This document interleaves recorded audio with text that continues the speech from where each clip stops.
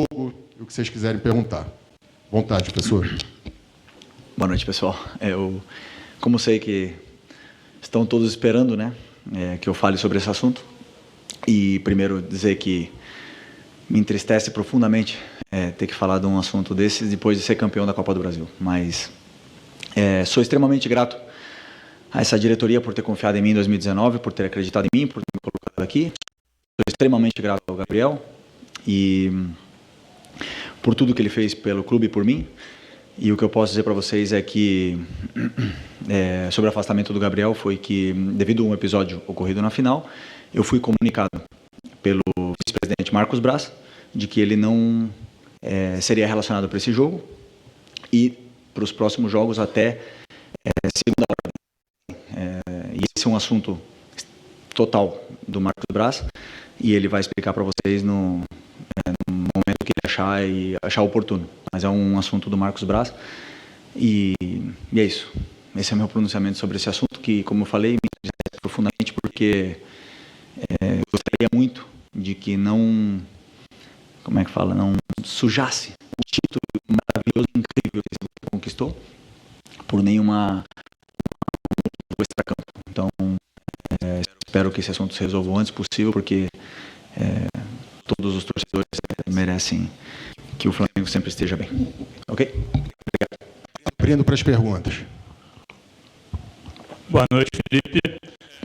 Felipe, queria te perguntar da partida de hoje. Imagino, pelo teu espírito, da tua época de jogador e agora de treinador, imagino que você tenha saído muito frustrado com esse resultado, porque o Flamengo criou demais, teve muito próximo da vitória. Mais uma vez, o Everson teve uma grande atuação.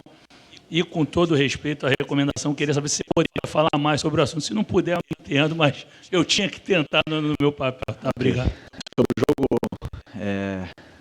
foi um jogaço do meu time, foi um jogaço, onde eu saí extremamente satisfeito. Por quê? Porque no meu modelo de jogo, eu criei um modelo de jogo onde o torcedor se sinta representado. Que é pressionar alto, que é atacar em todo momento, que é um time vertical, que tem as chances de gol, que jogue tentando sempre buscar o gol. E eu vi o meu modelo de jogo sendo representado no campo hoje pelos jogadores, que treinaram pouquíssimo juntos, esse time nunca tinha jogado junto, e entenderam perfeitamente tudo que eu queria, fizeram um jogão, assim, um jogo extraordinário, muitas chances de gol para fazer o gol. Infelizmente a bola não entrou, e o futebol é assim. Ok. Felipe, boa noite. Boa noite. Pedro Fragoso, Jornal Globo. Eu não tive em Minas no domingo, então parabéns pela conquista de mais um título aí na sua carreira. Felipe, eu queria te fazer uma pergunta sobre você. Ao longo desse tempo que, enfim, desde outubro, quando você está no futebol profissional do Flamengo, e no Sub-17, no Sub-20, quando você estava na base também, você falou muito de como você se preparou para estar onde você está, no que diz respeito ao aspecto tático, ao campo e bola. Mas eu queria te perguntar sobre como você se preparou para viver esses momentos do futebol também, esses momentos de polêmicas extracampo, esses momentos de algumas questões que você tem que resolver com a diretoria, essas questões internas. Como é que você se preparou para viver esse tipo de momento assim? Primeiro porque eu tive muitas experiências e convivências com polêmicas como jogador, com companheiros, até mesmo eu, em alguns determinados momentos.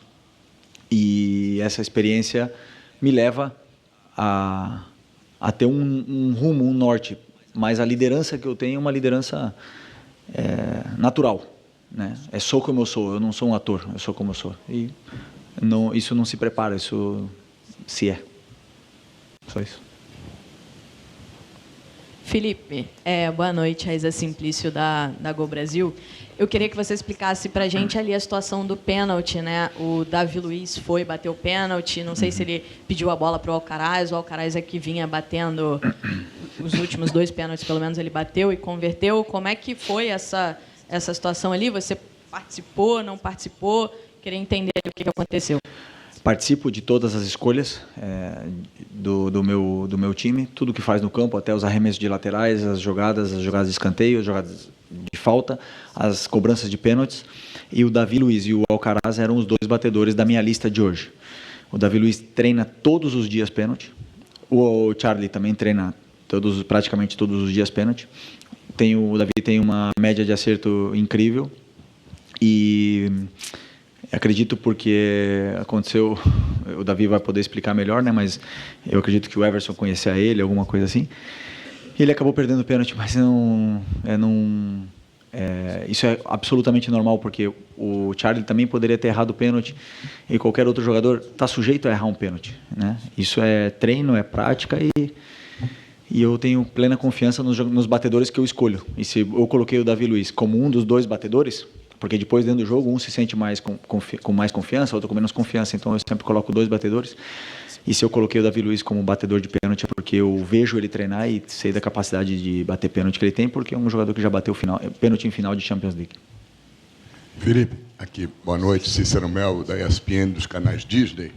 Parabéns aí por esse seu início de trajetória no time Obrigado. profissional, com muita personalidade, né, mostrando tudo aquilo que você aprendeu como jogador e com grandes técnicos. Eu queria justamente falar sobre isso. Você tem 10 jogos à frente do Flamengo, 6 vitórias, 3 empates e apenas aquela derrota no Fla-Flu. O Campeonato Brasileiro faltam 5 rodadas. A trajetória, o que vem para o Flamengo já está tudo definido. Conquistou o título que queria da Copa do Brasil, conquistou uma vaga, em consequência, para a Libertadores da América. Já teria a vaga, de qualquer maneira, com a classificação que ele tem no momento em 4º lugar. Você vai aproveitar esses 5 jogos que faltam para desenvolver o quê dentro desse time do Flamengo e dentro da sua carreira? Eu imagino que você vai aproveitar para desenvolver coisas que você pensa em relação ao que você acha melhor num time com o seu comando, né? Então, queria que você falasse se o Flamengo já tem a sua cara e o que falta você implantar para que esse time possa crescer ainda mais nas suas mãos. Boa noite. Boa noite, boa pergunta. Primeiro, faltam 5 jogos, né? Como você falou, 33 a rodada hoje. É isso, 5 jogos. Eu penso, e juro para você que eu penso que se eu não ganhar na próxima rodada, eu não vou estar aqui. Então, esse é o meu pensamento. Então, o que eu vou implementar? Meu modelo de jogo, que é muito similar ao que a torcida, o DNA que a torcida exige. Quero ver ele no campo, refletido no campo como foi hoje, no jogo de hoje, porém eu quero ganhar. Eu quero ganhar porque a única coisa que vai manter no cargo aqui é ganhar. E eu vou fazer de tudo para continuar aqui, ganhando, e vou exigir o máximo dos jogadores. Hoje eu vi um esforço extraordinário, eu vi um esforço incrível dos meus jogadores que acabavam de ser campeões e entramos com a responsabilidade de jogar como campeão da Copa do Brasil. Fizemos 25 chances de gol com um time, como eu falei, 25 chutes a gol, né? Com um time que nunca tinha jogado junto, com uma formação que eu não tinha treinado nunca. Então, isso diz muito do nível dos jogadores que estão aqui e do comprometimento que eles têm com o clube e com a equipe. E isso me deixa muito feliz.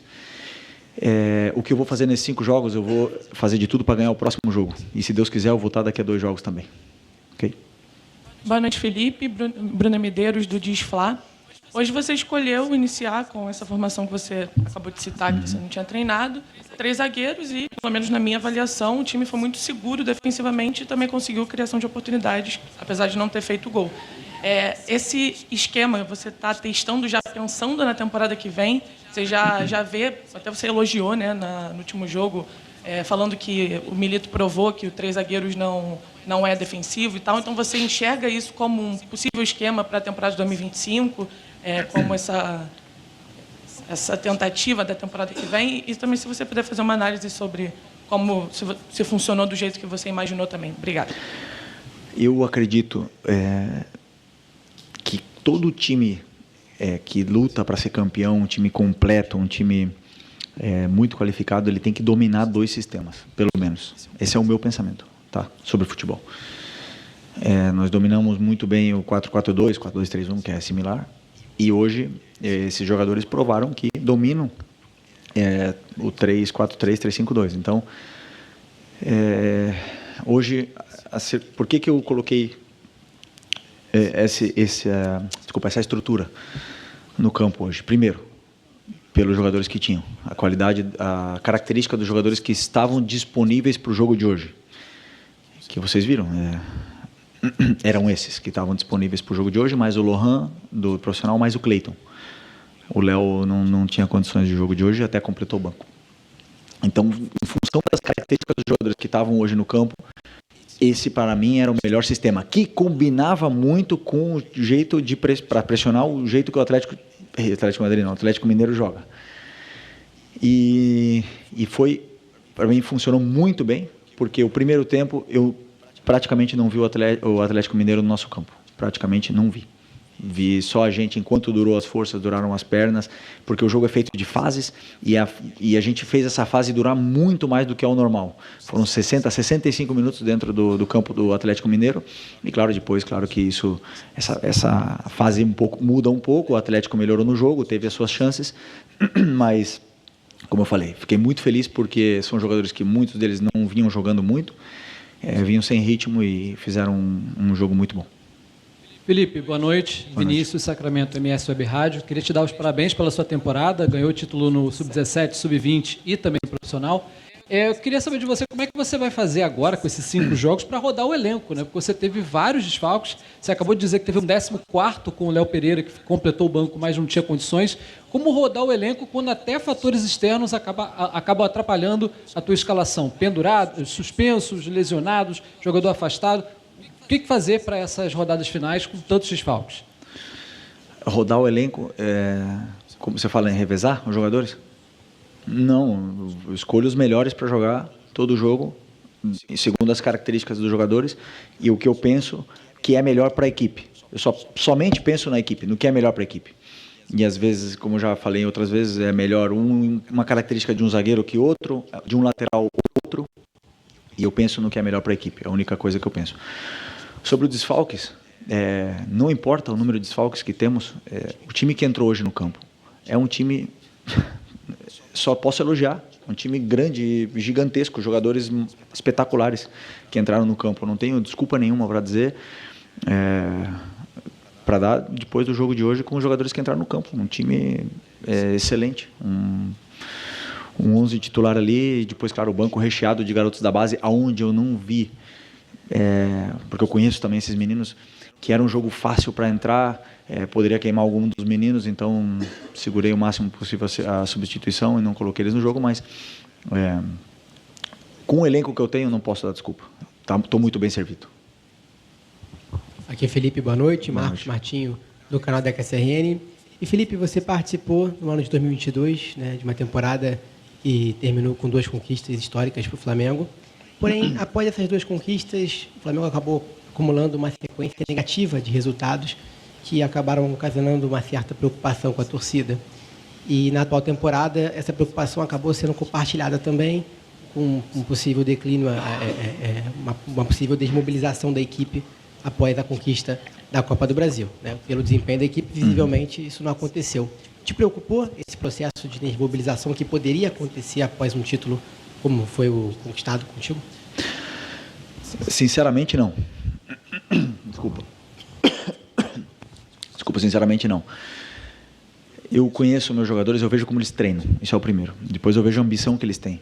E como eu falei para vocês, eu estou com o meu cargo em jogo todas as rodadas. Eu penso isso, que eu vou ser demitido cada vez que eu perder o jogo. Então, eu vivo em estado de alerta constantemente.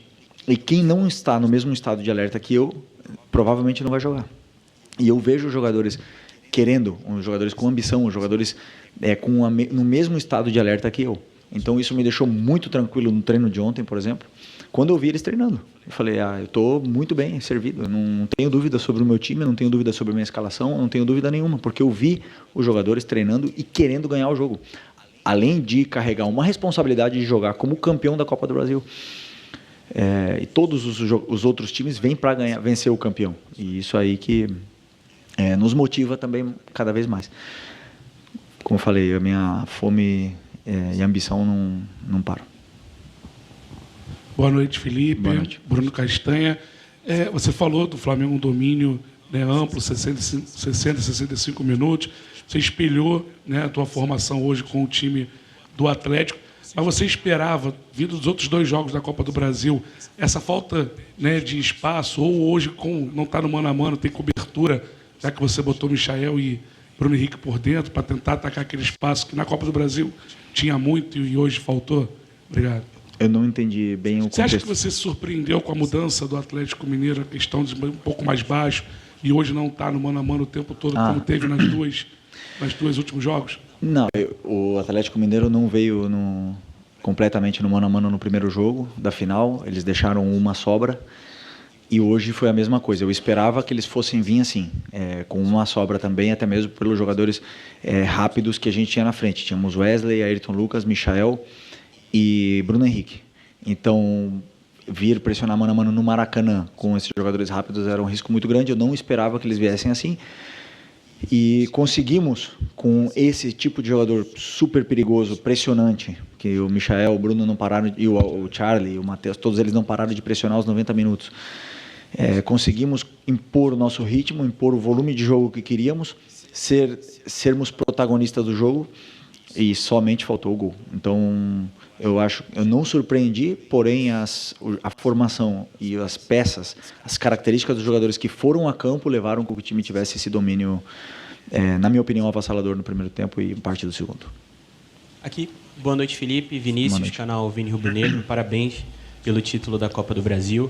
Falando um pouco do seu esquema hoje, acho que algo que muitos imaginaram, por ser um esquema com três zagueiros, era que o Ayrton Lucas, por exemplo, poderia se destacar um pouco mais, né? Ele que em 2023 viveu ótimos momentos com esse tipo de formação, né?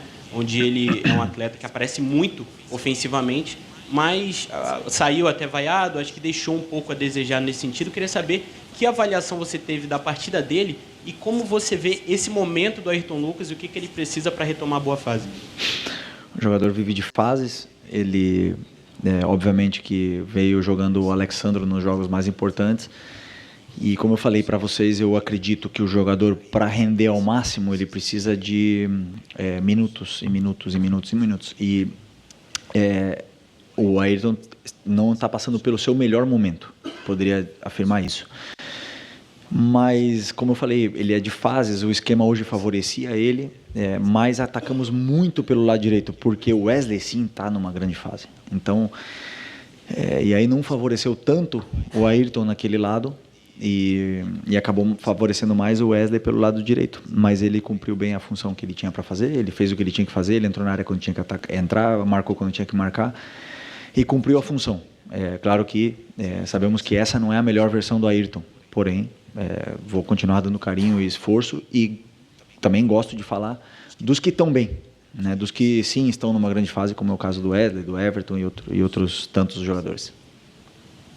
Felipe, boa noite. Mauro Santana, canal do Mauro Santana. Apesar do domínio da partida, já mencionado, o Flamengo ter criado, mais uma vez o Flamengo esbarra, além da excelente noite do goleiro Everson, mas da necessidade já apontada, a preocupação de melhorar a eficiência da efetivação das jogadas criadas ofensivas. Você acredita que esse é o seu maior desafio nessa reta final de temporada, até já pensando em 2025? Eu falei numa outra entrevista que eu acredito que o gol a gente não ensina, né, aos jogadores. Assim, a gente pode criar muitos recursos para eles entrarem na área, para eles finalizarem e tudo mais. Mas tem dias que a bola não entra. E tem dias que, por exemplo, até pênalti a gente erra. E tem dias que, fazendo muito menos, você faz 2, 3, 4 gols. Então, eu associo isso a um daqueles dias que a bola não entrou, e vamos continuar trabalhando finalização, vamos continuar trabalhando essa frieza, eles têm que cada vez treinar mais e se sentir melhor de cara ao gol, e eu tenho certeza que isso vai melhorar daqui para frente. Professor, últimas duas. Ok. Felipe, boa noite. Boa noite. Você fala que pensa o jogo a jogo, acredito que você já está preocupado com o próximo jogo contra o Cuiabá na semana que vem. Só que ontem a CBF divulgou a tabela, né, o calendário, na verdade, de 2025, os estaduais começando ali por volta do dia 12 de janeiro, teoricamente o Flamengo volta no dia 8, no dia 8 de dezembro volta no dia 8, você teria 4 dias para treinar uma equipe, normalmente entra com os garotos da base, você já tem uma Supercopa do Brasil no dia 2 de fevereiro e um brasileiro começando no final de março ali, já embolado também com Libertadores. Eu queria saber se você, quando olhou o calendário, já começou a pensar em alguma coisa para esse começo de ano, e como é que você está vendo isso? A gente planejou uma parte da pré-temporada antes de sair esse calendário e confesso que eu não olhei. É até um erro, né? Mas não olhei esse calendário porque eu estava com a cabeça muito focada para o jogo de hoje. E agora temos essa semana toda para olhar e preparar. Né? Preparar essa pré-temporada, essas semanas, esses microciclos aí até chegar bem na final, como você falou. Temos aí um mês de férias obrigatórios por lei e a partir daí voltaremos, treinaremos muito em todos os aspectos e não tenho nenhuma dúvida de que chegaremos muito bem preparados para essa final e do nível que a gente quer que os jogadores estejam. Último aqui. Boa noite, Felipe. Léo José, do Coluna do Fla. O Arrascaeta ele vai passar por um procedimento cirúrgico, né, no joelho. E eu queria saber como que está a questão física, tanto do De La Cruz quanto do Arrascaeta. Ainda tem esperança de contar com o Arrascaeta nesse ano? Não, o Arrascaeta não volta esse ano. Que dia é hoje? 3. Deve ser... pré-temporada ele vai estar. Na volta das férias, com certeza, ele vai estar disponível. O doutor vai poder falar melhor do que eu, mas numa cirurgia simples, né? Mas que sempre que é uma cirurgia, você tem que ter muito cuidado. O De La Cruz, eu acredito que sim, que volte esse ano.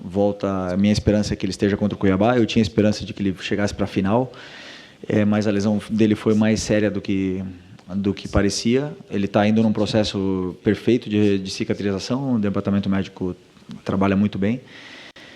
E o Luiz Araújo é outro que também provavelmente vai estar disponível para o Cuiabá. E aí, conforme esses craques voltem, o treinador fica com uma dor de cabeça feliz, né? E eu gosto de ter os melhores e poder escolher entre todos esses aí, escolher e ter os melhores à minha disposição sempre. Falou mais alguém? Não é isso? Então tá. Muito obrigado. Obrigado, boa noite, pessoal. Obrigado a todos, boa noite.